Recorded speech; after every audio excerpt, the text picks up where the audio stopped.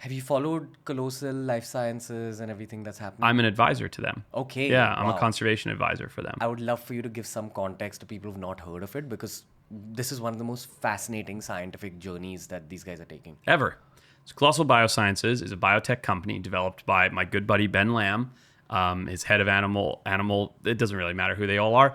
A company of incredible visionary people that basically Ben, the guy I mentioned, talked to a man named George Church, who's very famous for genetics, and said, "What could you do if you had $1 bazillion? Money was no object. What would you do?" And he goes, "I'd bring woolly mammoths back." He goes, "Well, unfortunately, we can't do that," Ben says. And George goes, "Yeah, we can. We just need money."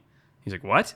He's like, "Yeah, we could absolutely, like, the science is there, technology is there, just nobody's ever been able to afford it or fund it." The context here is this is Jurassic Park in real life. Pretty much. Yeah. But go on. Anyway, so I'm making the story probably too long, but No. Ben is an entrepreneur and he comes from a tech background. He goes, "Well, let's do it. Let's raise the money." So long story short, this company, Colossal Biosciences, was born. I became one of their conservation advisors. I think there was like 30 people at the company at the time. There's now hundreds, if not thousands. And so I was in the very first, I got contacted by Ben, who's now a very close friend. And he goes, "Hey, you're one of the world's leading conservationists, like public figures. Would you be an advisor to us?" And I was like, "Of course."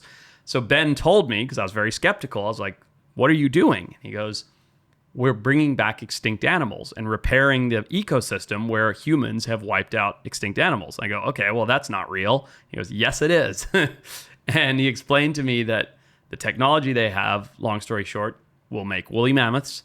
They're going to make dodos, put them back in Mauritius, thylacine or the Tasmanian tiger.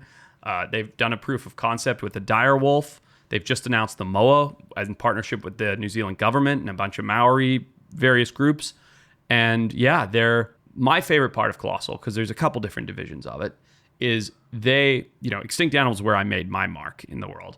And Colossal is righting humanity's wrongs. They're taking animals like the thylacine, which was driven to extinction by a literal bounty placed on their head, or the dodo, which, as we talked about, was just bopped on the head by Western colonialists until it was gone, and saying, we can fix that. We can genetically engineer, we can take the closest living relative, in the case of the dodo, the Nicobar pigeon, which is a pigeon about this big.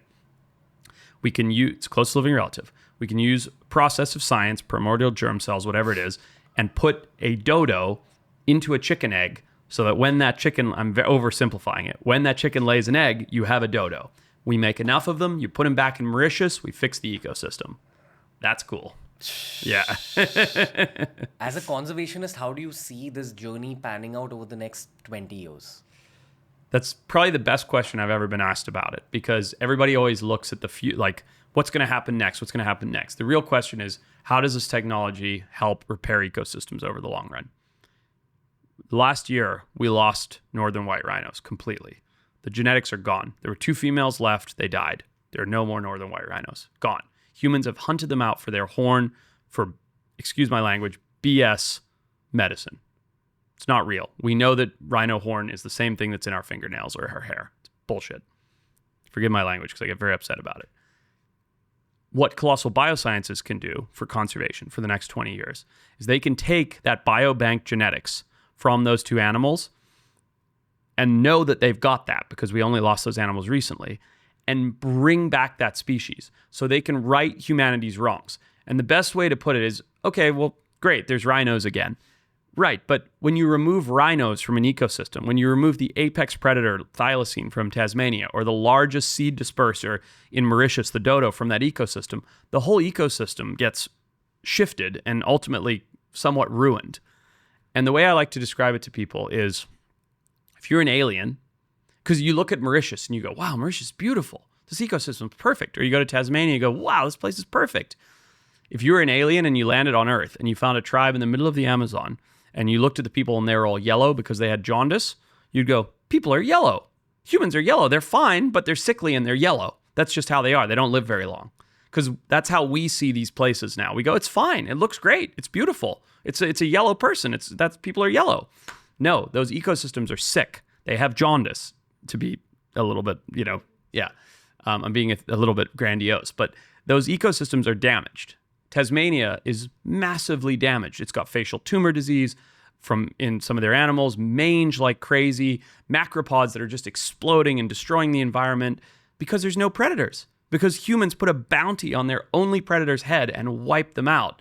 And now Colossal Biosciences, it's very ambitious, but they're saying, we can fix that. And here's how we can do it. And that's cool. So that's the future of it. That's fixing those environments. What are they going to do with those dire wolves that they've created? So I wasn't really involved in that because it's not conservation related. But my understanding is the dire wolves were a proof of concept. They wanted to show, look, put our money where our mouth is. We really do have the technology. Like, we just brought back dire wolves. And those animals will never be released. They'll always be kept in captivity because dire wolves were not expatriated by humans and breaking the ecosystem. Dire wolves, like our other megafauna that we were talking about, Pleistocene megafauna, naturally died out. So that was just a proof of concept to show what their technology is capable of. It was a great PR stunt because everybody in the world was talking about them. And now they're on to some of the other things. How big does an adult dire wolf get? I don't think anyone actually knows the answer to that. But really? I don't think we really do. But we know that, I don't know about the ones Colossal made, but there were dire wolves up to like 180, 200 pounds. You know, a regular gray wolf is like 50 or 60 pounds. So much bigger. Yeah. Double the size? More than double. Yeah. More than double. They got huge. Yeah. Okay. Have you ever seen gray wolves in person? They're very, very big. Fascinating. It's not big. It's not Yeah. kind of bigger than a dog. No. It's literally like thrice the size of your Yeah. average. Yeah. It's like, you know, seeing a serval, if you know what that is, and then seeing a lion. Or, you know, the size difference is huge. Yeah. Like, could a dire wolf kind of fill out this room? Yeah, I mean, a dire wolf would be from almost where the wall is to probably where your knees are. You know, with its tail to head. It's like huge animal. Yeah. Yeah, it's a big animal. Wow. Yeah. Do you see Colossal bringing back dinosaurs as well? So, again, I'm on the conservation side, not the genetic side. But my understanding is that's not possible. Because what Colossal does, we were talking earlier about the woolly mammoth being 99.6% related to the Indian elephant. So what Colossal does is they go, okay, we have a bunch of DNA from woolly mammoths. Some of it's only 10,000 years old. It's fragmented. You know, the DNA, if you think of the double helix, like this piece is broken and that piece broken and that piece is broken.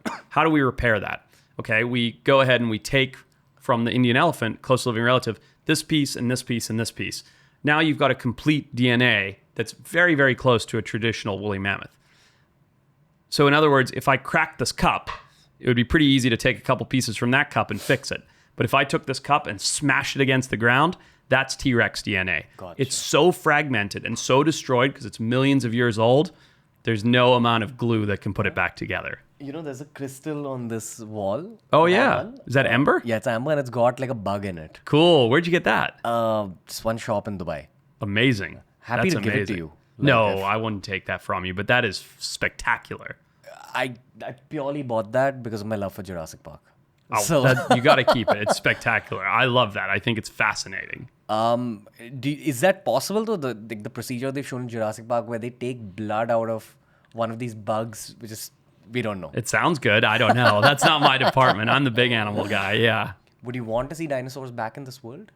Selfishly, 100%. It would be amazing to go to a real life Jurassic Park. Is it a good thing to do for wildlife or conservation? Absolutely not. Why? Because dinosaurs have been gone for millions of years. They died out of natural causes, nothing to do with humans. We should not be bringing dinosaurs back. Hypothetically, if we found an island which is like empty with like bare minimum flora, Somewhere off Costa Rica, you know. and we figured out how to get blood out of those I'd be bugs. the first one to go. It'd be so sick. Are you kidding me? What would actually happen on the island? I mean, it would probably collapse itself. What does that mean? Like, so say we make Jurassic Park, right? So you make predators and you make prey and you make bugs and you make everything like they did in Jurassic Park and you let it all go. Well, one, it would definitely kill all the people. I mean, we could probably manage it, you know, like we could make enclosures and things, but it would collapse itself because it's an island. It's insular. So if you put a tiger and a deer in a room, eventually the tiger's going to eat the deer and then the tiger's going to starve to death. Oh. That's the same thing as putting them on an island. Eventually, the T-Rexes will eat all the Brachiosauruses, and then they'll die of starvation. You'd have to keep managing it, you know, like conservation style. It wouldn't be self-sustaining. Dear Elon Musk. Yeah, exactly. He could do it. Way cooler than a race to space. I mean, if there was one guy who could do this. But I don't know. Say if we do it, hypothetically, Yeah. would that increase your knowledge level as a wildlife conservationist? Of dinosaurs? Yes. Yeah, of course. It's more fauna to understand. Like on a surface level, I mean, the current narrative is because of Jurassic Park, people assume that dinosaurs look like big lizards. That's right. But it's possible that dinosaurs really look like big chicken, Yes, feathered. feathered, right? Yeah. But we don't know if that's completely true, or do we? Velociraptors are a good example. You've seen Jurassic Park, so you remember the velociraptors Yeah. in blue and that. We've now basically figured out that velociraptors were pretty much big chickens. There's recent evidence to suggest that T-Rexes could move at a top speed of 2 miles per hour. That's pretty not intimidating, given that, we can run at 20, So Wow. who knows? But that evidence, I always wonder, because I'm not a paleontologist, it's like, how the hell do they know that? Like, What kind of conversations do you have with paleontologists? when I'm speaking to a paleontologist, usually the conversation is to do with how animals today relate to animals that used to be, and how those waves and cycles have come to be. And discovery, that's what we have in common. I go out to discover rare animals or animals that were thought extinct or whatever it is that I'm doing working in conservation. And they're out to discover the same thing, but in the ground. Fair. Yeah. There's a JRE episode about, I forgot his name, but this one gentleman who had gone to DR Congo to search for the Stegosaurus, Yes. which is apparently hidden somewhere in DR Congo. They call it Moko Malembe, I think it Yeah. is. Something like that. And it's this idea because there are all these drawings and paintings and legend and stories of this big lizard in the Congo. And it looks like a Stegosaurus or whatever it is. Yeah. I don't know much about it, but yeah, fascinating. Is that something that interests you as a... Look, there are so many animals. The Saula. Have you ever heard of that animal? The Saula is literally called the Asian unicorn. Okay? And until, I'm going to get this wrong, 1992 or something like that, there were all these stories of a unicorn in the Annamite Mountains of Laos. A unicorn. What did Western scientists do? Go, bullshit. There's no unicorns. It doesn't exist. Until one day, a guy named Bill Robichaud, who's a friend of mine, was working in the Annamites, and he hears they've caught one of the unicorns. He goes, wait, what? He's like, yeah, there's a live unicorn at the chief's village over there. And he's like, what? Like, yeah, they've got one. And this is an oversimplified story because they found some skins and stuff, but whatever. He runs over to the village. Sure enough, there's sitting the unicorn. The Saula is sitting in a pen. This is the largest bovid, which is a cow-related animal, largest animal discovered in recent history. It was in the 90s. It's the size of a cow. Nobody even knew it existed because it's a super shy, super quiet, super peaceful animal. Sadly, that very same animal named Martha, the Saula, the Asian unicorn, died the next day or 2 days later, probably from stress. Nobody really knows. And that was the first and last time that one has ever been seen by Western science. Wow. Yeah. But that's a unicorn. They call it a unicorn not because it has one horn, but because its horns are so symmetrical that when you look at it from the side, it looks like one horn. Their horns are perfect. And that's the same as saying there's a giant lizard in the Congo. Bullshit. I shouldn't swear so much. No, that's not true. That's not true until somebody finds it. You know what I mean? And I don't know. That doesn't mean that it's a Stegosaurus or whatever they think it is.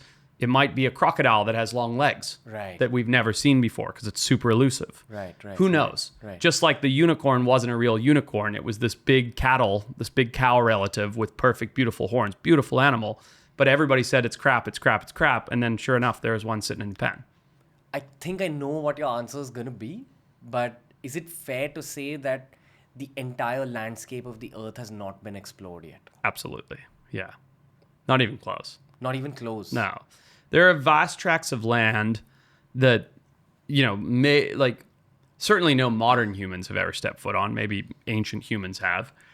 But I think exploration now is not just, okay, we've never been here before, but it's what lives here that we have never actually documented before.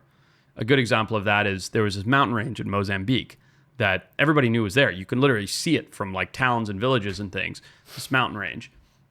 Some scientists decided to go to the top of it, got to the top of this plateau on the mountain range. Every species there had basically never been documented before. It was an entirely new ecosystem. I forget the name of the mountain, on just one mountain, and almost every species that lived on top of that mountain was endemic, meaning it didn't live anywhere else. Hundreds of new species like that in one ecosystem, just sitting on top of a mountain. That's exploration. There's more ecosystems like that yet to be discovered? Definitely. Okay. Would they contain anything that we assume could be like monsters? Absolutely. But that's what this dinosaur in the Congo might be. It might be a big crocodile. It might be a monitor lizard that's 10 feet long. Who knows? Because it's in a remote area that gets very little science. It's now a war-torn, conflicted area. Who knows? Yeah.